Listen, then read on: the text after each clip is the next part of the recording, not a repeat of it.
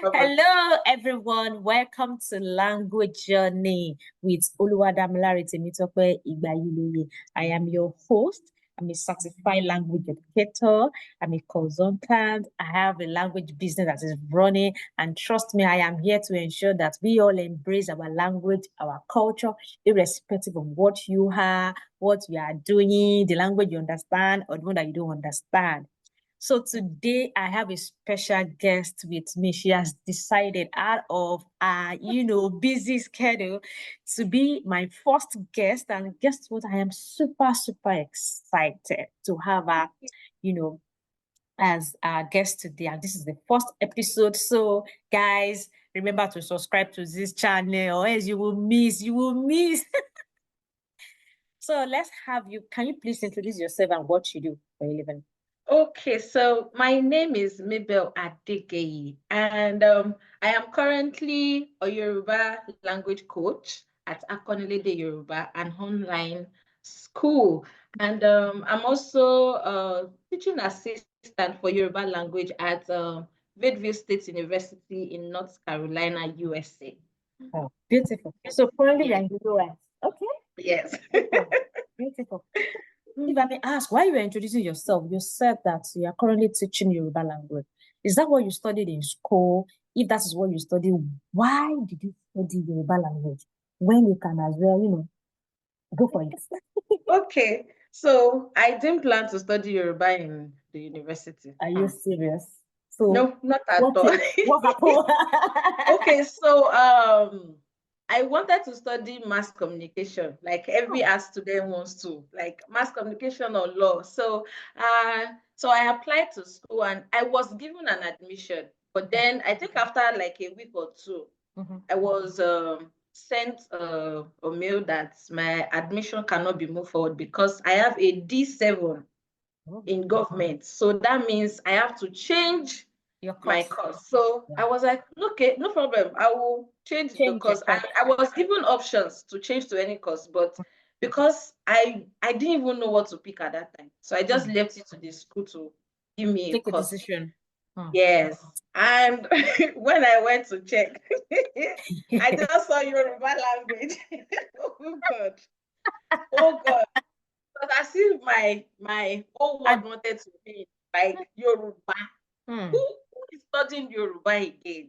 And do you know that because I was so scared, I was, should I say ashamed? Ashamed of myself, kind of. I could not tell my dad that my course was changed to Yoruba for 2 years. He didn't know what the course I was studying. Yeah. Wait, calm down. You mean your daddy was paying for the school fees that you never know the course that you are studying? I love this story. My dad thought I was even studying English language. Wow. I never mentioned that, daddy, my course has been changed to you. I could not say it because I knew that my dad was going to tell me to reject the course and probably take another jam. I had taken like 2 jams before that time. And jam is just jamming you. Yes. And I have done pre-degree, yes, a pre-degree program. So it's like I have to go back to square one again. I said no. Then I chose not to. I just decided that I was not going to tell him. Then, unfortunately, my elder sister just told him one day. And then he who sent her? It just because she was feeling like, oh, this man is paying school fee. Like every other person knows. Exactly. Every other person in my family knows I was studying Yoruba. It was just my dad. Because we were all scared of where he would take it. We could not say it. He just called me that particular day and he was like, course woloshe. Like, what course are you studying? I said, this English now. What course am I supposed to study? Oh, my dad was like, so why is your sister telling me that you're studying Yoruba? I just said, I'm sorry, sir. That moment of finally came. Like, I had to say, sir, Emma Binu, and he just had to drop the call. I could feel that he was disappointed, kind of. He was disappointed, and he could not even express how he felt. All this our fathers and mothers, they will not tell you directly. It is only when you study them to an extent that you know that this person is actually not happy. So he could not even express it.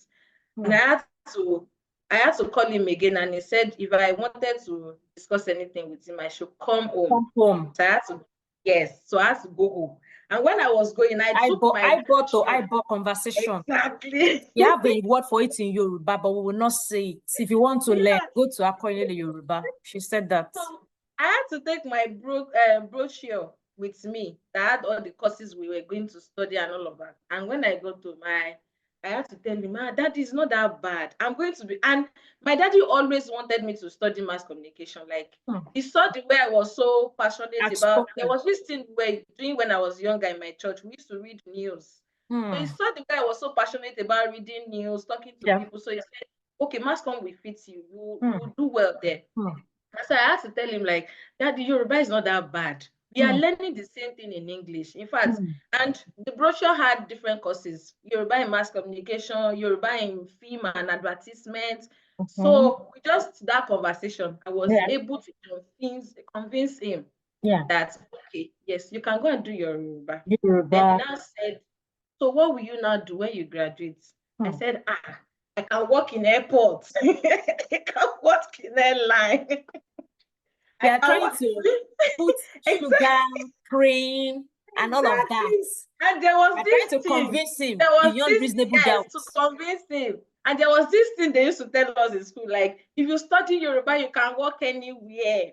You can do anything. So even me, I was telling my daddy, Daddy, I will work with airline. I will work on TV. So it was like, no problem. Have it your way. There is no issue with that. So, and I graduated. I went for service. After service, I was like, I think I have to go and do Yoruba again. And he was like, Yoruba again? What are you doing exactly? What are you looking for? What exactly are you looking for? What are you doing exactly? I'm like, okay. The power of focus. Yeah. So it was like, if you want to, yeah, no problem. You can go ahead and do it. And I had to register, and I started Yoruba in master's degree. And I think it was after like 5 or 6 months, I got the job at Akonilede Yoruba as one of the Yoruba coach. And there was I won't say an incident, something that happened. I was at home visiting my parents that particular weekend, and one of my friends came around, and I was in class. I was teaching in class, and my friend was asking my parent, like, "Oh, where's she? What's she doing?" And my dad was like, "Oh, no." My younger sister now said, "Oh, she's teaching." Then my daddy said, "No, she's not teaching. She's lecturing." Wow. Wow, this is memorable. Like this story, sorry. This short part that you just shared now is like, that's my next question. Like, can you share a memorable story or experience from your language, learning journey, either you are teaching it, like what has stand out for you that you're like, yeah. Okay, so when my sister was telling me, I was just laughing. Please say that again. I want you to say it again. So my younger sister told my friend that, oh, my sister is busy, she's teaching. Then my dad said, no, she's not teaching, she's lecturing. Point of correction. Like, she's not teaching. So when she was telling me, I was just laughing. I was like, so I had to like have the conversation. He was like, no, you cannot say you are teaching, like you're lecturing. You cannot downgrade yourself. Wow. Because, and we know that when you tell people that I'm a Yoruba teacher, they feel like you are in a classroom with the chalk. But if you're a class student in the school. Yes, with a lesson note. Then seeing someone else teach online. And when you tell them that, Daddy, do you know that 90% of my students are not even from Nigeria? Like, oh, really? Oh, really? So that means people appreciate this thing more than we Nigerians or we the Yoruba people.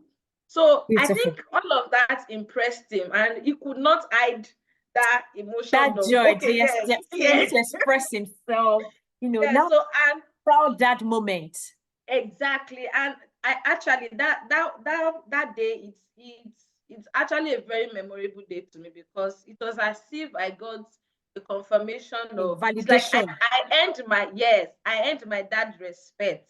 Like I've Hmm. always known that, okay, this man likes me, but seeing that, hearing that day, it was like he gave me like, you this girl, you are Thank you are doing you. well. Thank you Yes. so much. This story, honestly, is inspiring because you have that mind Mhm. to study a course and your daddy is paying, and like you're not afraid. Someone like me, I'll be year I one, get year two. it Okay. too. Okay. So I see boldness in that. Mm, Like mm, that's what you have just done. You are bold to face it. Like, okay, so in the next whatever year, I am going to face this. Whatever comes out of it, I'm going to face it. And I yeah. can only hope that someone will pick that as a lesson to say, okay, so whatever you face in life, there are phases that you just have to, go into it with that confidence and Yes, be courageous to be take it. courageous about it. Thank you so much. So can you quickly share your success, impact, you want to make this very short. Yeah. Okay, so I will Your say success that. story in teaching, in learning, is it learning now? Learning the language, yeah. Okay, so learning the language is actually, I will say that is like a foundation for a lot of things I'm doing now, because Hmm. it has opened opportunities for me. Hmm. And I will go back to a bit of my story. Hmm. So when I was doing my master's, I stumbled on a particular program, a Fulbright program, whereby they get teachers from Nigeria to come teach In the students US. in the US. And I felt like the first year I saw it, I knew I did not have the experience or the exposure to apply for it. So I did not apply for it until Okay. 2023. And when I applied for it and I was picked, telling my dad, because he's like my number one supporter. Like the moment I got the opportunity, he was the first person I wanted to tell after my Mhm. husband. Like I wanted to share the good news with Really him. with him. And yes, the day I told him, he was just saying, "Thank you, Jesus. Thank you, Jesus." Wow. Because it's like you are getting this opportunity just because you have done your work. Hmm. You have walked the path. Hmm. And it looks like it's so easy to get, but it's Hmm. because you have gone through a certain phases of learning and of training. So Hmm. this is like I said, the whole language stuff that I've learned, it was like a foundation to get Sure. to a particular Particular level. level. So it was a very, very interesting moment for me, because it was like, oh, that's a great one. So that means you're not even, Nigeria is no longer your audience. That means Ah. the The people here world is are now now your your audience. audience. Yeah. So This is so inspiring. so I love the dad moment. I just love you. You're mentioning your dad in between the line, like dad, dad, dad. so, it was, and at that moment it dawned on me too that maybe if I have never studied language, Hmm. I would never get this opportunity. Kai. The opportunity is there. Like it's there for everybody. Like we said the other time, God has given everyone this I same do. opportunity. Like Hmm. it's equal. Hmm. It's equal. God is not being partial. Hmm. He has given everyone. So Hmm. it takes you to go through a certain phase. Hmm.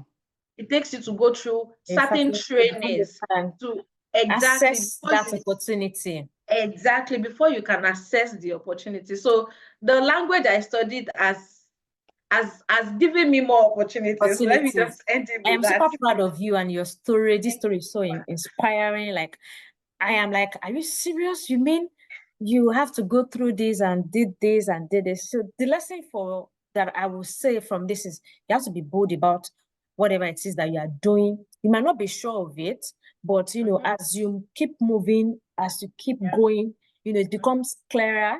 You Mhm. understand your part, and then you Yeah. embrace it. Thank you so much for sharing. Do you Thank have you. any advice for anyone watching this video about their language, their indigenous language, their indigenous culture? What advice will you have for them? You know, Okay, so my advice is that I would say that it is not too late. It is not too late to learn anything. And one thing I have come to understand since I got here is that our language is actually very important. I have seen someone come to me and say, "Oh, hi, Mabel, you are from Nigeria." And I'm like, "Wow, how did you know?" It's like I could hear you from your accent. I'm like, "Oh, wow." Oh, and our language is our identity. Like no one can take that from you. That is what people will use to identify you. From one generation to another. To another. And our language is like a gift. And why I said it is a gift is because you have to pass it down to your own offspring. You have to pass it down to you. It is a gift that your parent has given you, your identity. Your parent has given you as a gift. So you have to pass it down to your children, your offspring. So it is not too late to learn. And it is not, we are not trying to be biased and say, oh, you have to learn a particular language. That language. And just learn any kind of language. Yes, any kind of language. It's just to be able to identify with your own kind of people, different kind of things and like that.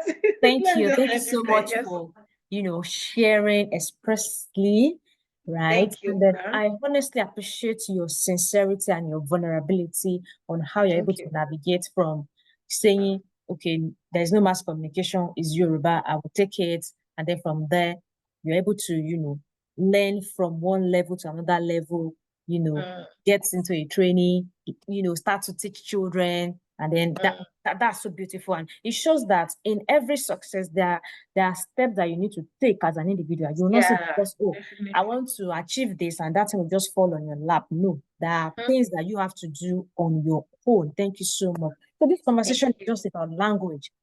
Language generally, to encourage everyone to learn at least a language. And if you can't speak a particular language, but you have interest in learning, go for it. So these are inspiring stories that will push you to learn and be a custodian of a language and the culture. So I will see you in the next episode. Remember to subscribe to this channel. Remember to share with your friends. This is Language Journey Conversation with Oluwadamilare Temitope Igbayiloi. And would you love to also share your language story? Are you a parent? Are you a guardian? Are you a teacher? Are you a lover of language? Any language? Just send us email, like to be in this video. Check the comments somewhere around there. You will see it. And I will see you in another episode. I'm supposed to be saying my language now. Udabo. Mabel, thank you so much for coming. I am super excited to have you. It's my first, guest in this series. Like, thank you for giving life to idea. Yeah, there's life.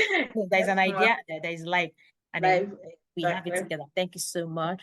Thank you, ma. So can we say together, language journey? I want you to say it. Okay. Like language journey. Okay, language journey. Subscribe to this channel. Subscribe to this channel.